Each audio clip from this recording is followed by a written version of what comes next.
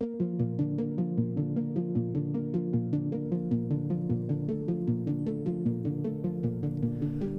Podcast, episode 40. Is it episode 40? It might be 40. It might be 39, but it might be 40. So I thought I would talk about, as Kramer takes a drink, as I'm sitting on the floor here in front of my couch. Most people in front of their couch have things like a coffee table. Hello, friend. Hello. But I just have this wide open space of rug and carpet because I like to lay on the floor and stretch, and it's nice to have space to sprawl out, I think, and be lazy at the end of the day. Maybe I'll evolve to a coffee table eventually. Maybe like I've seen like smaller coffee tables that are almost like two pieces and different levels, and then you can kind of push them to the side, and they could be side tables or they could be coffee tables like in the middle, if that's the vibe. But I've not seen a coffee table that I want more than space to lay on the ground. And I think the thick rug is an important part of that as well. I would say a lot of the times, because I am sitting at the desk all day, I'm literally either sitting at my desk working, driving somewhere, right? Or exercising. So stretching and recovery and all that stuff. Just like, it's kind of like the easier something is, the less friction between starting a thing there is, the more likely you are to do it. So if I had to like push the coffee table out of the way, take things off of it, create space, for me to like do exercise or like stretching stuff, then it would be far less likely that I would do it, right? And then I've got under my TV in a little bin is a bunch of my like resistance bands and like lacrosse ball, like foam roller, space to foam roll too.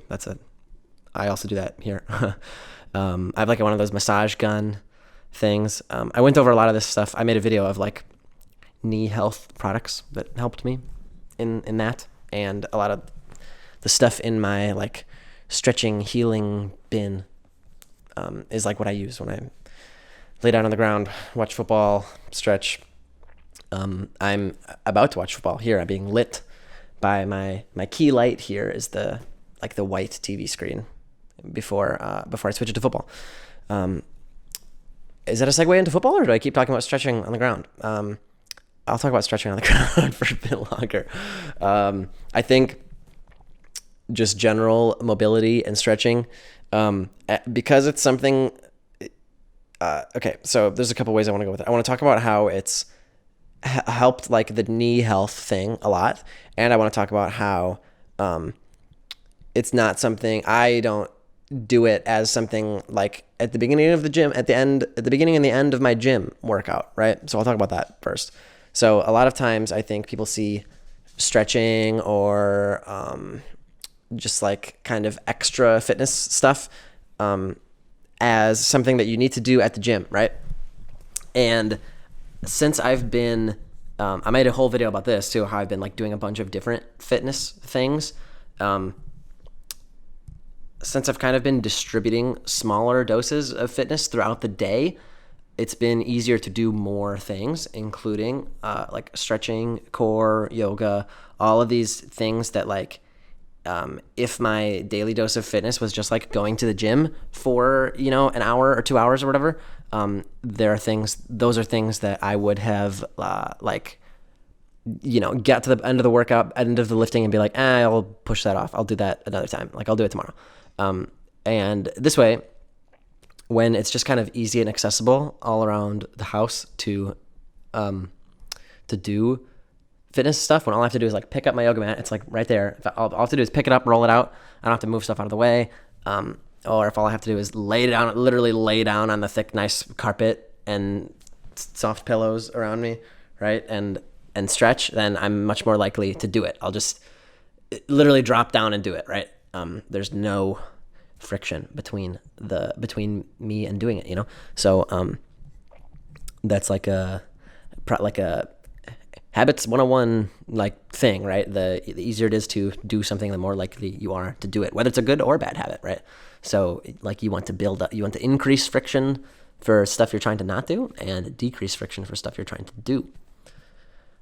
And by like not having a coffee table, whether or not initially it was just due to me not wanting to spend any more money after moving into the apartment, we won't talk about that. We'll say it's because I'm trying to be so productive and stretch and do all this mobility and be healthy, you know. That is what that is what's allowing me to sit on the ground with my legs out and record a podcast, you know. So I do that part of my life that I'm sharing with the Thrive podcast listeners. Thank you guys for tuning in this week, this Thursday night football. I'm teetering on the edge of just going into talking about football. I'm not going to do it though. So stretching and just mobility in general, I think was super important to helping my knees get better, because it's just like your body should just be able to, I think a contributor to knee problems can be, like your joints overcompensating, or like pressure being put on your joints because your muscles aren't in the proper either like strength, like maybe the important muscles that absorb the shock of the knees, right, aren't strengthened properly, and maybe the muscles that should be like allowing the knees to go into the proper range of motion aren't flexible enough. So that is,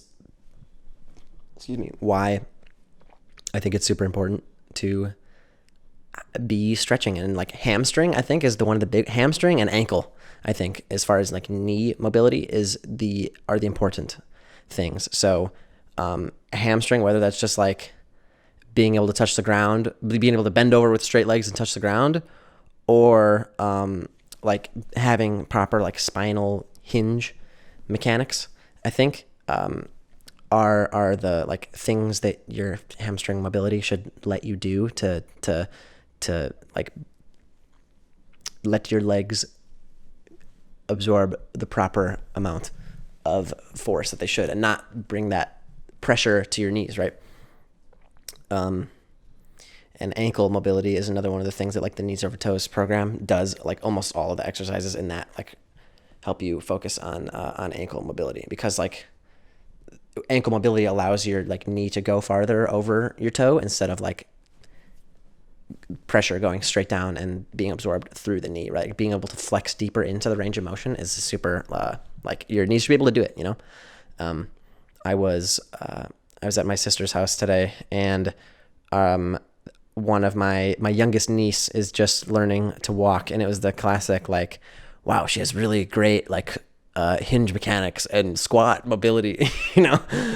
Like just she'd be like walking around, like stumbling around, and then like stop and then pop the squat, just boom, straight down, ass to the ground, perfect squat form, you know? And I was like, wow, I wonder how far up the niece and nephew age range of like which ones of them can do that even, you know? So that was funny. That was cute. My dog likes to chase around the youngest niece and nephew and like antagonize them. So that was funny. Eventually they get old enough to be like, Kramer, chill. Okay. My dog's name's Kramer, by the way, like Seinfeld. Yeah. So be like the young 1-year-old and have that. Our goal is that 1-year-old mobility, right? Yeah. Yes, to be mobile like the 1-year-old, you know. I enjoy the like ass to grass, like yogi squat a lot. I think it's a useful to have in your repertoire. Repertoire. I don't know. But mobility, good things to have. How long have we been going? Can we end it talking about just that? 9 minutes? Well, I don't know. I'm at the end of my train of thought, and Oh, I was going to talk about something else. Was it football? Was I going to talk about, are we really going to sit here and talk about football? I mean, I like it. I like it a lot. I like it a lot. You know what? We're stopping the podcast. It's time for me to watch football. Thank you. Thank you. And I'll see you next time. Thanks for listening. We have a Discord server where you can ask questions so that maybe the podcast could be longer because I can't think of more things to talk about. I'll link that below. Thank you again for tuning in, and we will see you in the next Thrive podcast episode. Get your free sticker below too. Okay, now it's ending for real. Thanks, guys. Appreciate you.